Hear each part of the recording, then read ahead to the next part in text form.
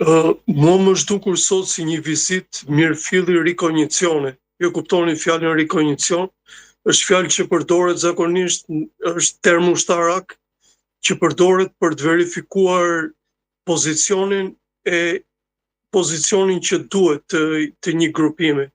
Dhe ai sot më duket thjesht ka testuar nga goja e zyrtarëve kryesor të Kosovës qëndrimin e Kosovës, qëndrim që ai e di shumë mirë nga dokumentacionet dhe tjera, dhe asgjë më tepër.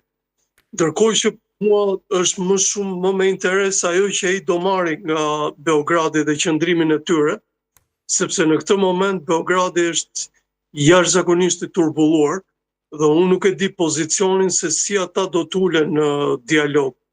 Po duket sot në Kosovë ai ka konfirmuar dhe një herë qëndrimin e Kosovës. Kosova në mendimin tim është një pozicion tashmë me Serbinë më të favorshëm për dialogun, për arsyeën e vetme sepse ka gatishmërinë për të respektuar aneksin dhe mbi të gjitha dhe gjithë predispozitën që dialogu të funksionojë. Një gjë e tillë ne dim që nuk është nga Serbia.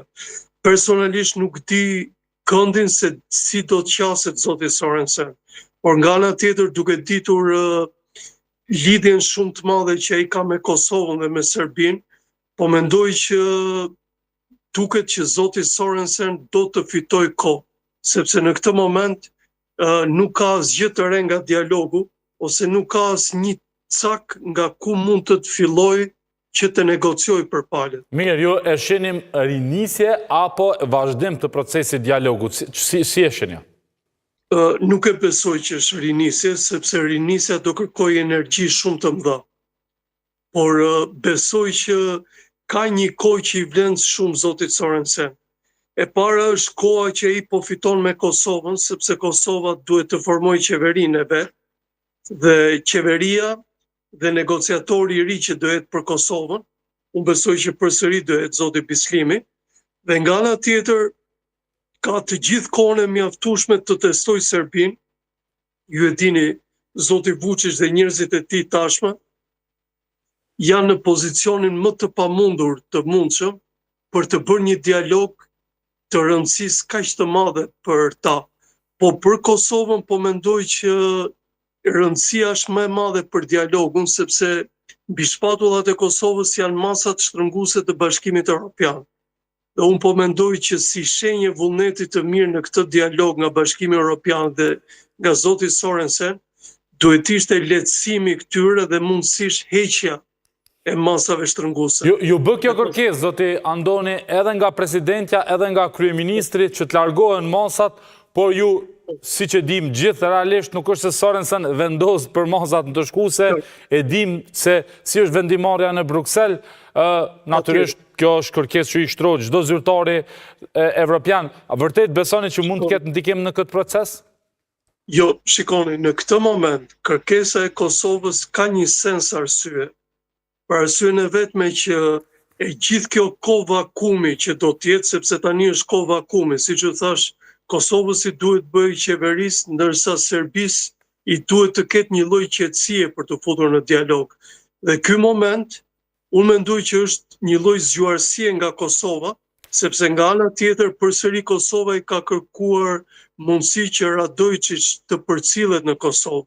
Ndërkohë që ne dim shumë mirë që për Radojčić duhet të ngrihesh akuza që në dhjetor nga Beogradi, dhe madje kryeprokurori i Beogradit e ka kërkuar këtë, por përfundimisht nuk e ka ekzekutuar si vendim.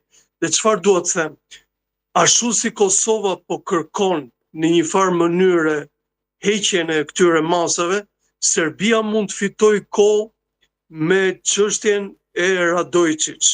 Dhe po mendoj që ky mund të jetë fillimi se nga mund të nisi punën e tij zoti Sorensen, që duket që është diplomat që e njeh shumë mirë terrenin ballkanik dhe mbi të gjitha filozofinë politike se si mendojnë zyrtarët. Po, por zoti Andoni, ai mund ta njeh shumë mirë filozofinë politike dhe historinë e politike, sidomos të mbi një dekadë e gjysmë të dialogut, por në anën tjetër ka një farë lodhje me një proces, dhe jo vetëm këtu në Prishtinë, apo qoftë edhe në Beograd, po dhe në vetë Brukselin nga njëherë sidomos all the record kështu e thonë që janë të lodhur me një proces i cili nuk është se është duke u kapitalizuar me ndonjë sukses.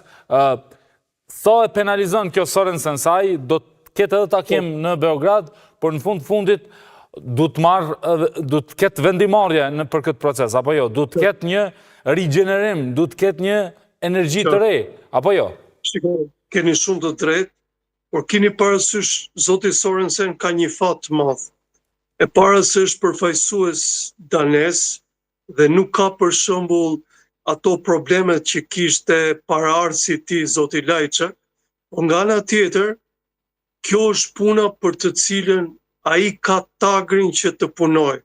Ju keni shumë të drejtë në atë që thoni që Bashkimi Evropian përkundrejt problemeve kaq të mëdha sa ka, problemi i dialogut tash është problem dytësor.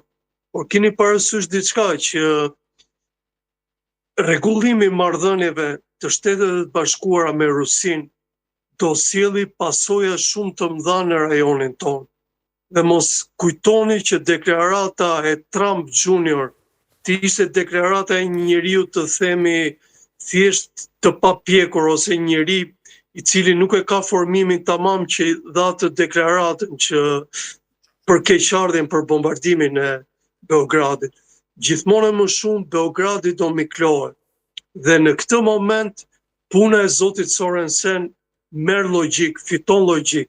E para sepse Shtetet e Bashkuara të Amerikës, pa çka se do lëshojnë nga Rusia, nuk mund ta lëshojnë Kosovën.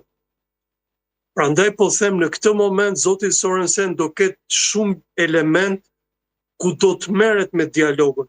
Madje unë mendoj që do ketë hapësira krejt të reja nga ato që ka bërë Bashkimi Evropian deri tani. Mirë, po zoti Andoni, nëse ju referohemi kësaj vizitës që ju po e përmendni të Trumpit të ri, pra djalit të Donald Trump, në atë intervistë që është online, pra që mund ta shohim gjithë, shihet që Vučići sikur ka fituar tash me një terren të ri për ta refuzuar edhe më tej Brukselin, sepse ai mund të shpresoj që në Washington ka gjetur ca miq që mund të rregulloj ca çështje. Besoj e keni parë se sa kritik ishte ndaj Bashkimit Evropian për shumë çështje.